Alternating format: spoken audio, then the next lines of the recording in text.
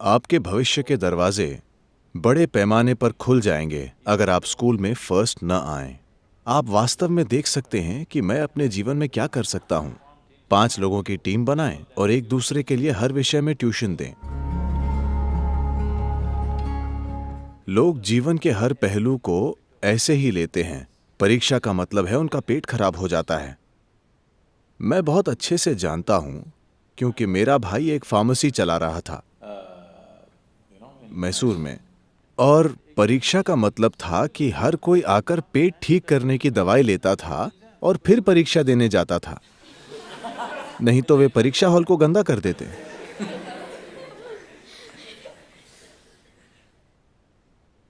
ऐसा क्यों? और वही चीज उनके साथ होती है जब वे नौकरी के लिए जाते हैं, यही उनके साथ होता है जब वे शादी करते हैं। वे बस हर चीज से डरते हैं। ऐसा इसलिए क्योंकि तैयारी नहीं है ना? वजह यही है कि आप किसी चीज को लेकर घबराए हुए हैं। मैं अभी कुछ लोगों से बात कर रहा था। पिछले 3 बार जब हमने यहां हेलीकॉप्टर मंगाया, 3 अलग अलग पायलट आए। मैं उन्हें देख रहा था, वे बहुत ज्यादा घबराए हुए थे। उन्हें 3000 घंटे की उड़ान का अनुभव था। मैं बस 100 घंटे में पायलट बना हूं। मैं बहुत खुशी से हेलीकॉप्टर उड़ाता हूं, किसी भी चीज के बिना।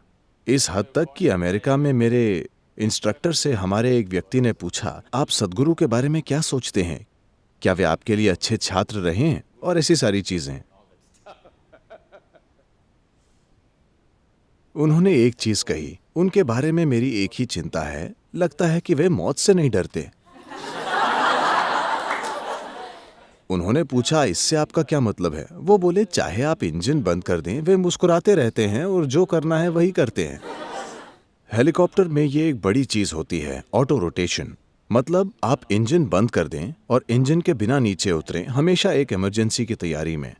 आपको समझाने के लिए इसमें क्या है, जो ट्रेनिंग क्राफ्ट हम उड़ाते हैं उसमें इंजन बंद हो जाता है, आपको एहसास होने के लिए।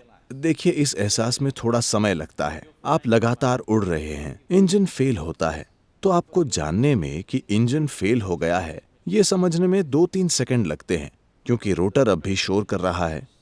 सिर्फ एक वाइब्रेशन खत्म हो जाता है और हाँ, मीटर बंद हो जाता है। लेकिन अगर आप मीटर नहीं देखते और किसी से बात कर रहे हैं और वाइब्रेशन देखने से चूक जाते हैं, तो आपको पता भी नहीं चलता कि वो फेल हो गया है। लेकिन ये आपको ज्यादा से ज्यादा 7 सेकंड देता है। 7 seconds is all you सिर्फ have. 7 सेकंड में आपको 3 जरूरी चीजें करनी होंगी। अगर आप वो 3 जरूरी चीजें उन 7 सेकंड में नहीं करते तो आप मर जाएंगे। आप आखिरी उड़ान का मजा ले सकते हैं।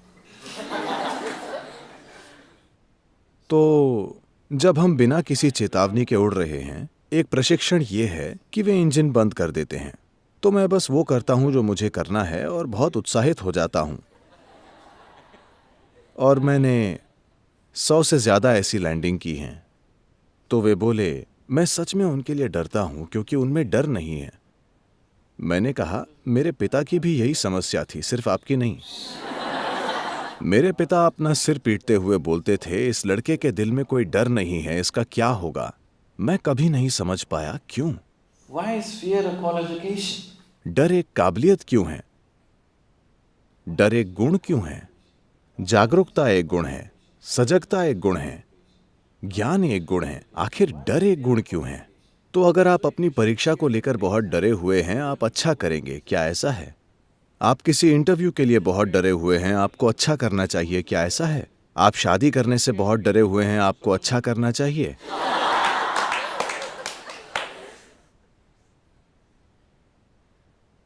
मैं लोगों को हर चीज इसी तरह लेते हुए देखता हूं। इसका क्या मतलब है?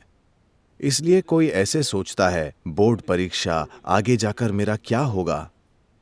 आपके भविष्य के दरवाजे बड़े पैमाने पर खुल जाएंगे अगर आप स्कूल में फर्स्ट न आए, क्योंकि फिर कई सारे अवसर होंगे।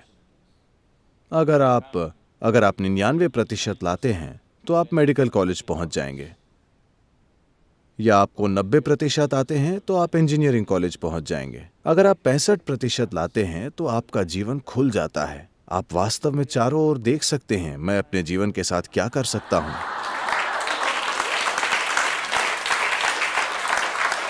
अब सारे टीचर परेशान हैं। सदगुरु पूरा स्कूल बर्बाद कर रहे हैं। आप में से जो लोग 12वीं की परीक्षा और 10वीं की परीक्षा देने जा रहे हैं, मैं चाहता हूं कि चाहे टीचर ये करें या नहीं, उन्हें भूल जाइए। मैं चाहता हूं कि विद्यार्थी अक्टूबर के अंत तक अपना पाठ्यक्रम पूरा कर लें और परीक्षा के लिए तैयार हो जाएं। ठीक है? अक्टूबर के अंत तक आप आराम से अपनी परीक्षा देने के लायक हो जाएं। अगर आपको डरना है तो आप अक्टूबर में डरिए।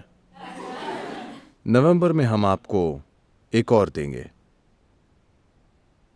आप उसे थोड़ी आसानी से कर पाएंगे, आप बिना टैबलेट के जा सकते हैं। दिसंबर में हम 2 और परीक्षाएं लेंगे, उसे दीजिए। जनवरी में आप मजे कीजिए। फरवरी में बस थोड़ा बहुत किताब देख लीजिए। स्कूल का आखिरी साल है, मजे कीजिए।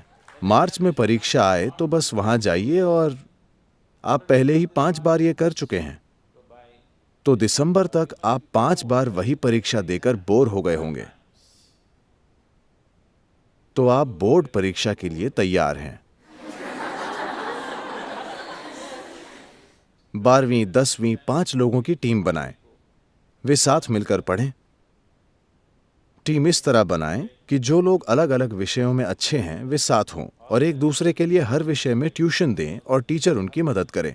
देखिए, सीखना अगर किसी इंसान के लिए, जब आप कुछ नया सीखते हैं, जब आप कुछ ऐसा सीखते हैं जो आप नहीं जानते थे, वो आपको खुशी देता है या कष्ट? उससे आपको खुशी मिलनी चाहिए, है ना? एक इंसानी बुद्धि के लिए यह स्वाभाविक है। अगर आप कुछ ऐसा सीखते हैं जो आप नहीं जानते तो आपको खुशी मिलती है। इसे इतने कष्ट के साथ क्यों किया जा रहा है? बोर्ड एग्जाम, अगर आप जानते हैं तो क्या आप उसे गलत लिखेंगे? नहीं। हाँ, अगर आप सिर्फ परीक्षा के लिए याद करने की कोशिश कर रहे हैं तो आप उसे गलत लिख सकते हैं। परीक्षा के लिए रटने की कोशिश का मतलब है कि आप धोखेबाज हैं। आप समझे? आप सिर्फ याद करके एक दिन के लिए लोगों को बेवकूफ बनाने और ये कहने की कोशिश करना चाहते हैं कि आप पास हो गए, और आपने कुछ नहीं सीखा, आपने धोखा देना सीखा है। अपना जीवन धोखे से शुरू मत कीजिए, ये अच्छी बात नहीं है। ये आपके जीवन के लिए अच्छी बुनियाद नहीं है। बस किसी तरह 100 नंबर लाना।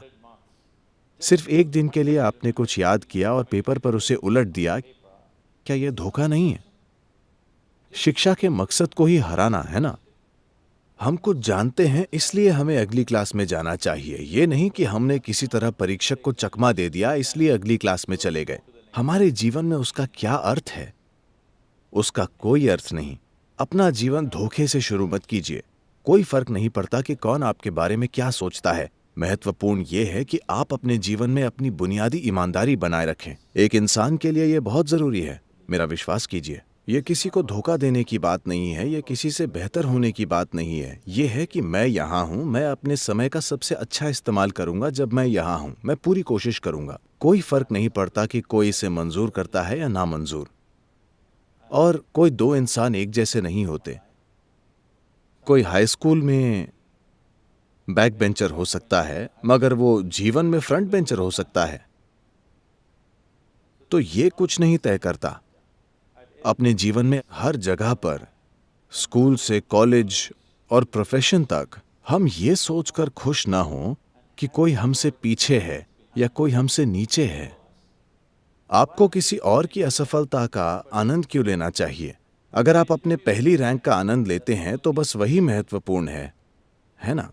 आप किसी और की असफलता का आनंद ले रहे हैं, ये बीमारी है। आप जो जानते हैं उसका आनंद लेना चाहिए। आपको अपनी खोज का आनंद लेना चाहिए। आप अपनी जानने की इच्छा पूरी होने का आनंद लेते हैं। आपको उसी का आनंद लेना चाहिए, किसी और से आगे निकलने का नहीं।